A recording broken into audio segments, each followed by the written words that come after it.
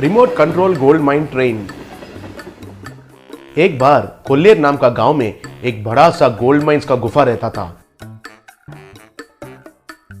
हर रोज मजदूर लोग वहां अंदर जाके उस गुफे में सोने के लिए खोदते थे। उधर मिला हुआ एक एक सोने का टुकड़ा करोड़ों में होने के कारण बहुत सावधानी से उस सोने को ऊपर लेके आते थे। वो गोल्ड माइन का मालिक का नाम था रणदेव। रणदेव को एक सुंदर सी बेटी थी मनीषा। उसी गांव में कुमार साहू कहकर एक आवारा लड़का रहता था। वो जहां भी जाता है जब भी देखो लस्सी ही पीता रहता था। चलते हुए भी लस्सी पीता था। आखिर सोते समय में भी बाजू में लस्सी रखकर सोता था, इसलिए उसको सब लोग लस्सी ए लस्सी कहकर पुकारते थे। एक बार कुमार साहू मनीषा के पास आकर ये लो तुम्हारे लिए स्पेशल लस्सी बनाए हैं कहकर उसको लस्सी दिया। क्या साहू, लस्सी दे के मुझे पटा लोगे सोच रहे हो क्या? तुम जानते भी हो मैं कौन हूँ? सोने का राजा रणदेव की बेटी हूँ। हाँ हाँ मुझे मालूम है मनीषा, तुम उनकी बेटी हो कहकर, लेकिन तुमको ही मालूम है कि मैं कौन हूँ। तुम्हारे बारे में मालूम करने को क्या है? सोते समय भी जागते समय भी लस्सी पीने के सिवा आता ही क्या है? ओफो, इसलिए है क्या तुम मुझे प्यार नहीं कर रही हो? देखो कुमार, तुम बहुत अच्छे आदमी हो, पर सिर्फ उससे कुछ काम नहीं होगा। पैसा करने के लिए एक अच्छा सा नौकरी, स्थिति, ये सब जरूरी होता है। वो सब तो मेहनत करने से आ जाएगा, लेकिन मेरे जैसे दिलदार वाला इंसान तो नहीं मिलेगा ना।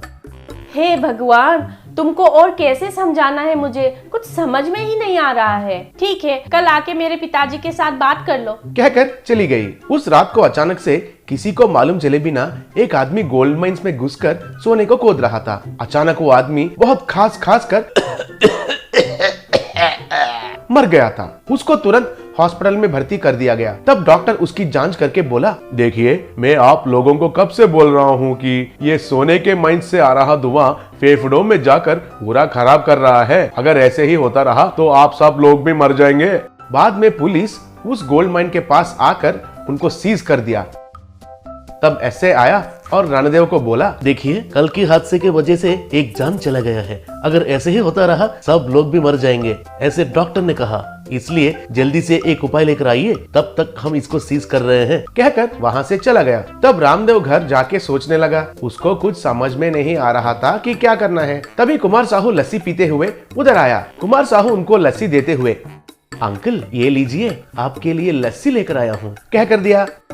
तब रामदेव उसकी मुंह को देखकर, कौन हो तुम? जू से भागा हुआ गोरिल्ला जैसे दिख रहे हो, और हाथ में लस्सी भी देखो कितना घटिया है।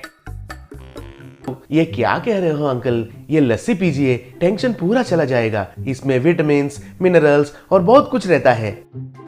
अरे बाबू तुम कौन हो पहले बोलो। ये क्या अंकल, मनीषा ने आपको नहीं बताया क्या? मैं और मनीषा एक दूसरे से बहुत प्यार करते हैं। अरे चबा हुआ च्युइंगम जैसा मुंह है तेरा, चल निकल इधर से। यहाँ मेरा गोल्ड माइन बंद हो गया कहकर एक तरफ मैं टेंशन में हूँ, और तुम क्या एक तरफ से मेरा लड़की का हाथ मांग रहे हो? मजाक लग रहा है क्या तुमको? मजाक नहीं अंकल, सच में मनीषा मुझे बहुत पसंद है। ठीक है, फिर आप ही बताइए कि मनीषा को मुझे देकर शादी करने के लिए मुझे क्या करना होगा? ऐसा है क्या? मेरा बंद हुआ गोल्ड माइन को फिर से खुलवाना होगा, और एक आदमी को भी अंदर नहीं जाना चाहिए, लेकिन धंधा चलना चाहिए। ऐसा कर सकते हो क्या? बस इतनी सी बात। ये लीजिए, ये लस्सी पीजिए और चिल हो जाइए कहकर उधर से चला गया। अगले दिन कुमार साहू एक रिमोट कंट्रोल ट्रेन को तैयार करके उस गोल्ड माइन के अंदर भेजा।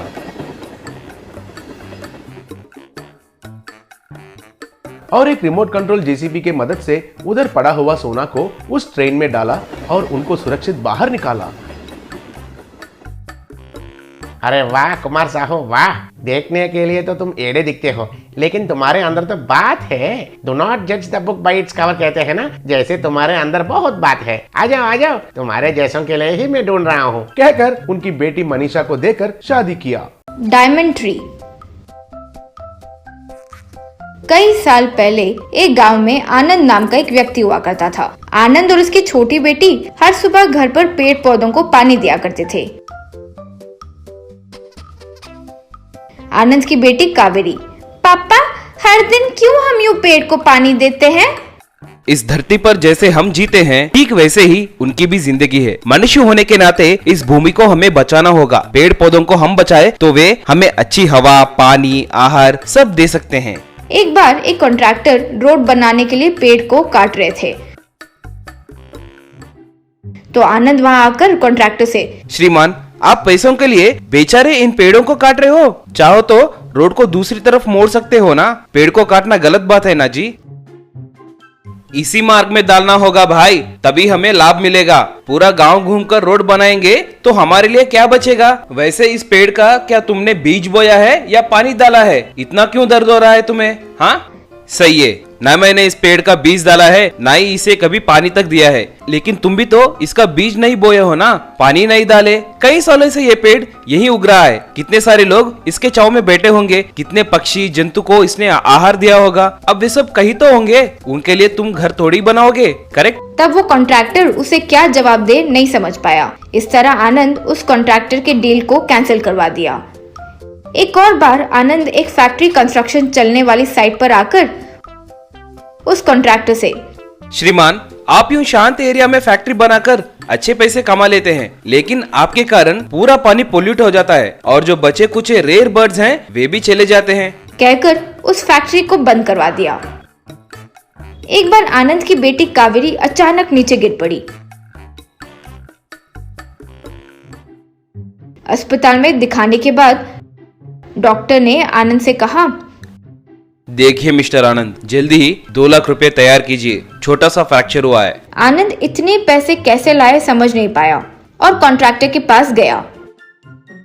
क्या भाई, तुम तो हमारा रोड कॉन्ट्रैक्ट, फैक्ट्री कॉन्ट्रैक्ट सब बंद करवा देते हो, और हम जब भी तुम मदद मांगो तुम्हारी मदद करें, हमें पैसे कहाँ से मिलेंगे? जो तुम काम करते हो उसकी वजह से हमारे सारे काम हाथ से निकल गए हैं और पैसे ही नहीं बचे। सॉरी।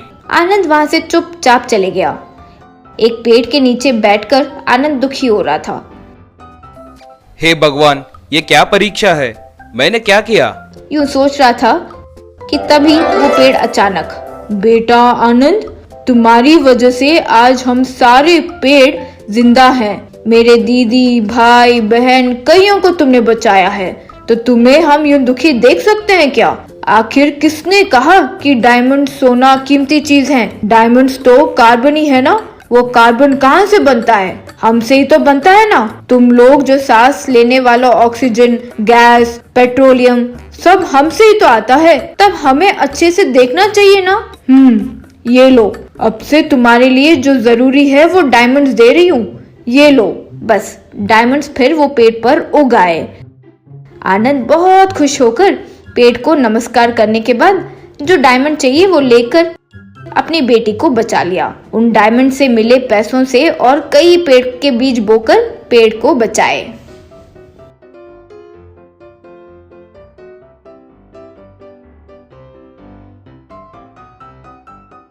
Balloons restaurant. एक गांव में युगंधर नाम का एक व्यापारी था। वो बहुत लालची था। जब लोग उसके पास उधारी के लिए आते थे, पहले उसे उधारी देकर उसके बाद उनके कागज में लोचा करके ब्याज बहुत ज्यादा लिया करता था। वही गांव में एक बलून वाला रहता था। वो रोज गली गली घूमते हुए, बैलून्स ले लो, बैलून्स, आइए आइए, हर रंग का बैलून मिलेगा यहाँ, आओ मैडम आओ, ऐसे बलून्स बेचता था। एक दिन चौपाल के पास अपने दोस्तों से विनय, अरे बहुत दिनों से बैलून्स बेच रहा हूँ यार, लेकिन मुनाफा कुछ नहीं हो रहा है, कोई आइडिया है तो दो ना। अरे अपने गांव में एक अच्छा रेस्टोरेंट नहीं है रे, हम बहुत मेहनत करेंगे तो अपने गांव में एक अच्छा रेस्टोरेंट शुरू कर सकते हैं। आइडिया तो अच्छा है, लेकिन इतने पैसे कहाँ हैं हमारे पास? उसमें कौन सी बड़ी बात है, अपने गांव में युगंधर है ना, उसी से ले लेंगे। वो नहीं, सुना है बहुत बड़ा धोखेबाज है। अभी उसके अलावा और कोई रास्ता है क्या? कोई और रास्ता ना होने पर दोनों युगंधर के पास जाकर उनके आइडिया को सुनाए। अच्छा आइडिया है आप लोगों का, बहुत अच्छा है। आपको रेस्टोरेंट शुरू करने के लिए जो पैसे चाहिए मैं दूंगा। रेस्टोरेंट के लिए भाड़ा 12,000, फिर एग्रीमेंट्स लिख लेते हैं। दोनों ने ठीक है कहकर डॉक्यूमेंट्स पर साइन करके पैसे ले लिए। कुछ दिन में विनय ने अपने दोस्त की मदद से रेस्टोरेंट शुरू किया। व्यापार बहुत जोरों से चल रहा था। आने वालों की संख्या ज्यादा होने से रेस्टोरेंट के बाहर ग्राउंड में भी टेबल लगवा दिए। कुछ दिन के बाद युगंधर आया। आहा, इसने इतने कम दिनों में इतना व्यापार कर दिया है। इसका मतलब खूब कमा रहा है। मतलब मेरा उधार जल्दी चुका देगा, मुनाफा नहीं होगा। कुछ ना कुछ करना चाहिए। सोचकर युगेंद्र विनय के पास जाकर, क्या भाई, व्यापार बहुत अच्छा चल रहा है। उससे कम समय में ही ज्यादा मुनाफा हो गया लगता है। ठीक है, मेरा ब्याज दे दो मुझे। विनय ने पैसे दिए। ये क्या है भाई, इतना कम दे रहे हो? जैसा हमने सोचा था उतना ही तो है।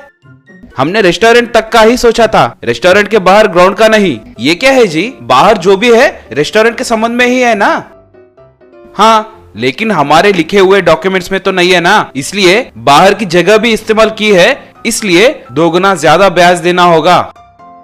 ये तो अन्याय है जी। क्या अन्याय? वैसे वो सब मुझे नहीं पता। बाहर की जगह पर मुझे तुम्हारे टेबल्स नहीं चाहिए, बस उतना ही ना। वो ग्राउंड में मेरे टेबल्स नहीं रहना चाहिए। हवा में रहे तो तुम्हें कुछ शिकायत होगी? तुम हवा में रख लो या पाताल में रखो, मुझे उससे क्या है भाई। वो जगह पे तुम्हारे टेबल्स नहीं रहना चाहिए, बस। ठीक है, कहते हुए वहां से चला गया। उस रात उसने वहां सारे टेबल्स को बलून से बांध दिया। अगले दिन कस्टमर्स उन टेबल्स पर जैसे बैठे, टेबल्स हवा में उड़ने लगे। कस्टमर्स तब, वाह, बढ़िया है, बढ़िया है। आसमान में अच्छे से खाना, वाह, बढ़िया है। इस तरह आइडिया अच्छा है सोचकर खुश होने लगे। ऐसे ही कस्टमर्स आसमान में खाना खाने आने लगे। जो कस्टमर्स नीचे से देखते थे उन्हें आइडिया अच्छा लगता था और वे भी आने लगते थे।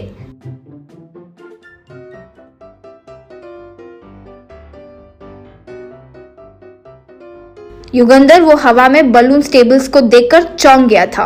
आहा, ये विनय कितना होशियार है। होशियारी से सब कुछ जीता जा सकता है, ये इसको देखकर पता चलता है। सोचकर, भाई विनय, तेरी होशियारी को और क्षमताएं को मेरा प्रणाम। ये जगह तुम भी ले लो। तुम जैसे लोग मेरी जगह पर व्यापार करना मेरे लिए सौभाग्य की बात है। ऐसे कहते हुए वो वहां से चला गया। ऐसे ही विनय उसके सामने आई समस्या को सॉल्व करते ही व्यापार में बहुत कम समय में ही अच्छी तरक्की करने लगा।